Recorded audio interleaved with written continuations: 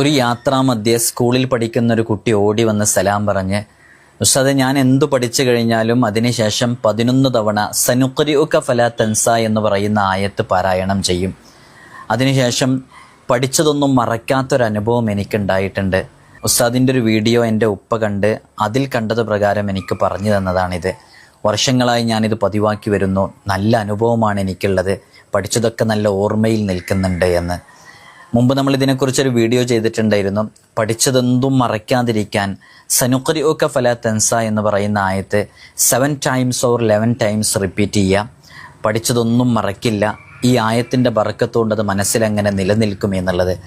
ഇത് മുജറബാത്തിൻ്റെ ഗ്രന്ഥങ്ങളിലെ അയിമ്മത്തുകൾ രേഖപ്പെടുത്തിയിട്ടുണ്ട്.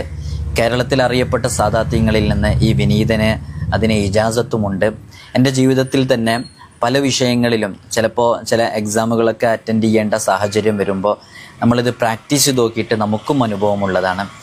ഒന്ന് ചെയ്തു നോക്കുക, നല്ല മാറ്റമുണ്ടാകും. നല്ല മെമ്മറി പവർ ഉണ്ടാവാനും ഓർമ്മശക്തി ഉണ്ടാവാനും കാരണമാകും.